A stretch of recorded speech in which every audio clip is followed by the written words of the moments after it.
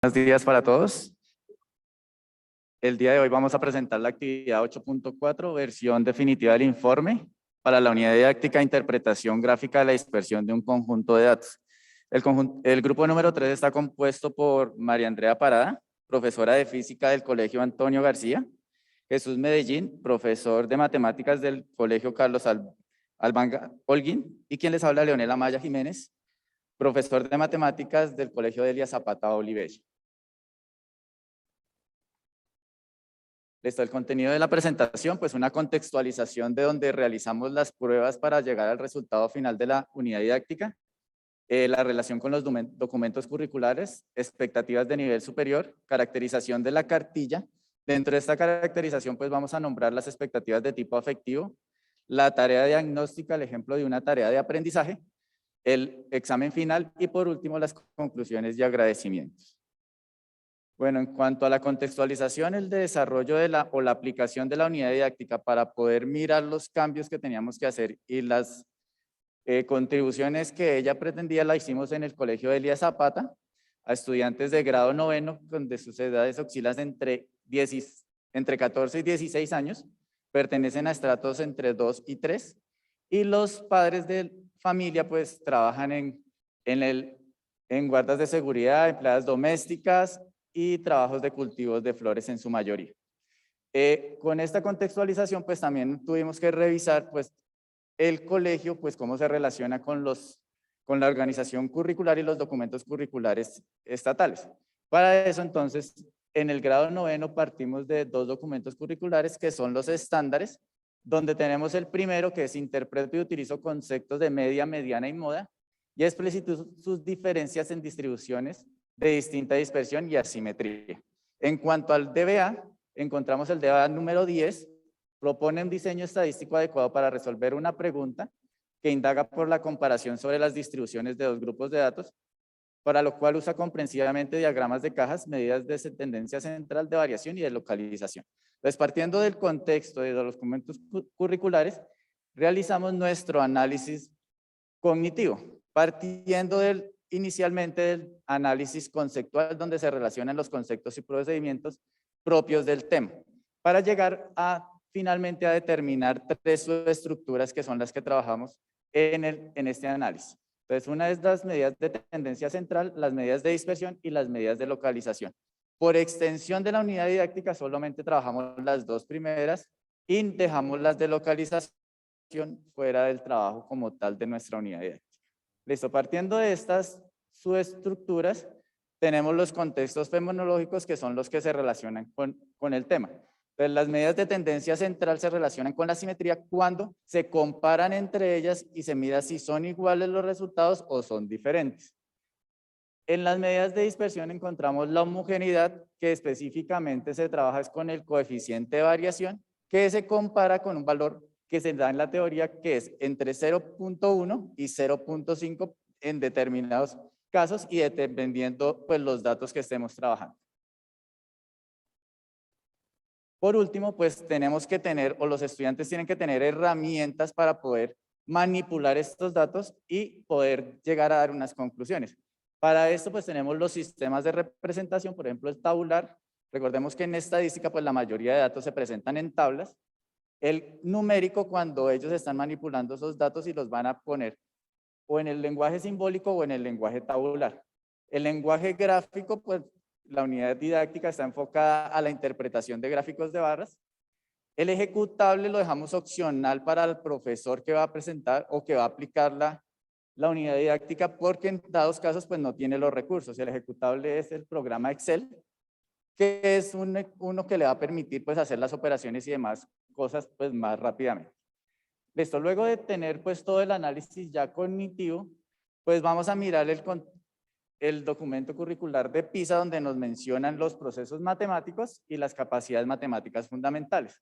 Tenemos tres procesos, están resaltados en rojo dos de ellos, que son los que pretendemos que vayan a aportar o lo que nosotros aportamos con mayor medida en nuestra unidad didáctica, pero sin dejar de lado el proceso de emplear, que también se apoya pues en el primer objetivo más que todo.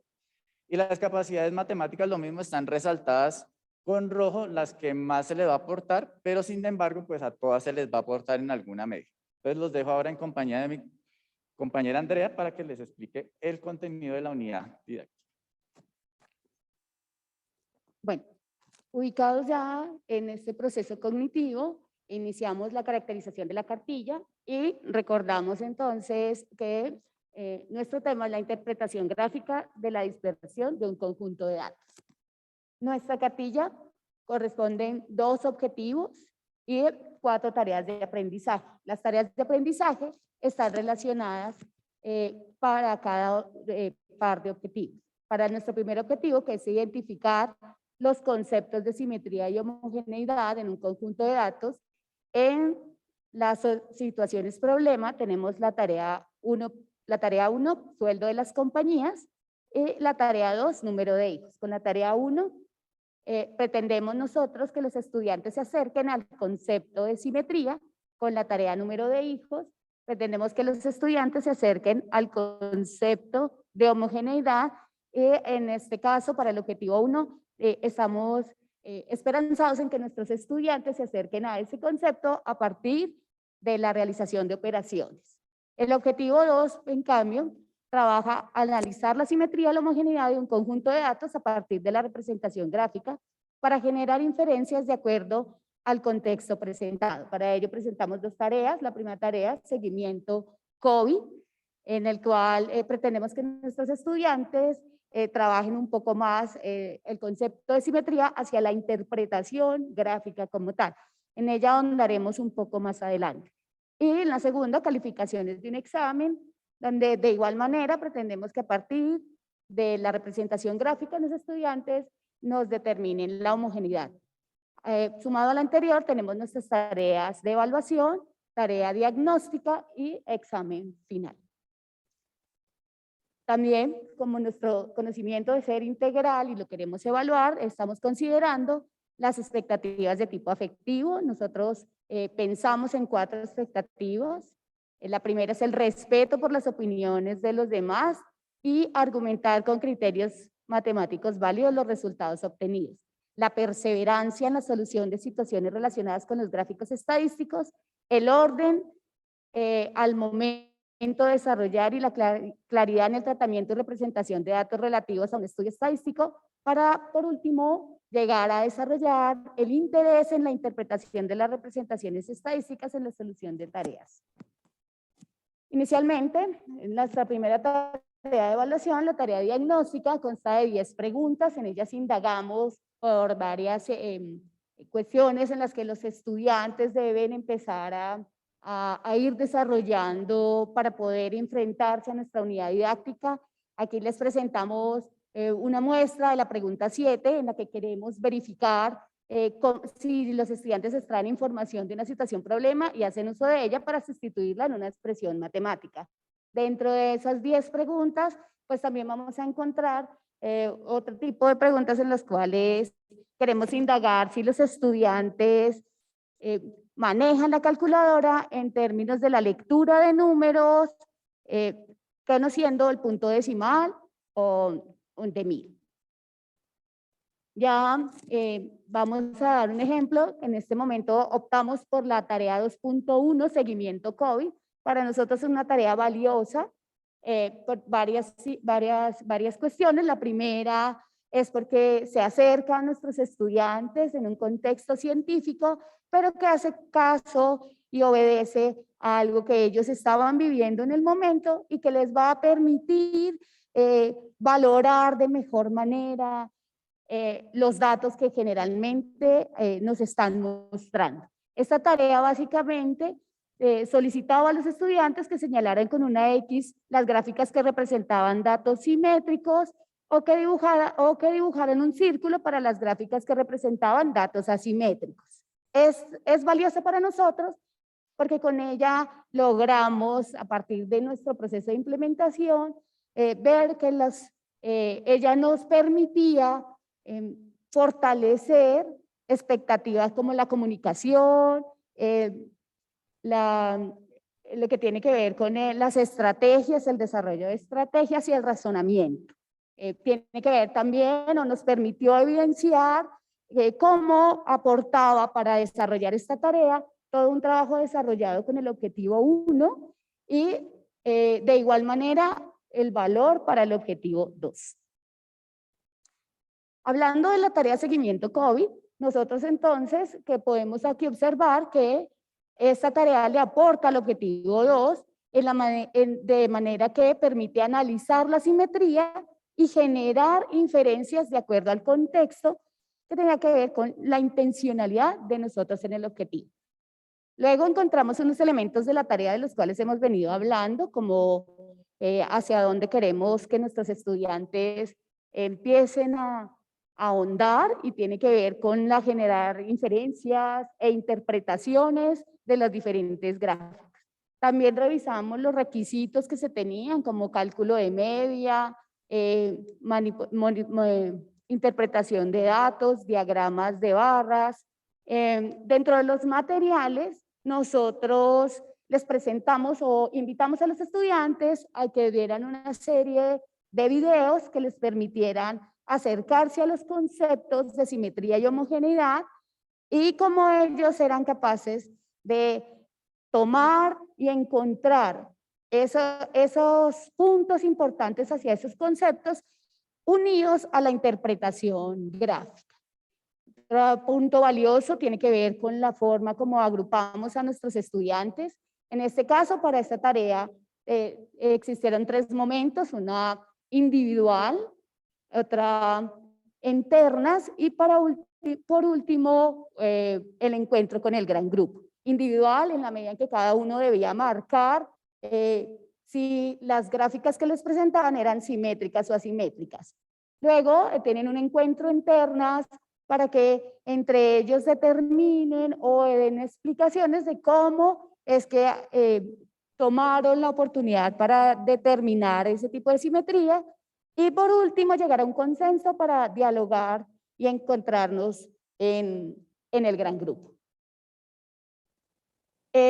Esta tarea, como les decía, es valiosa en términos de lo que nos permite identificar. Aquí les presentamos el grafo que representa las estrategias que puede tener un estudiante al momento de abordar la tarea.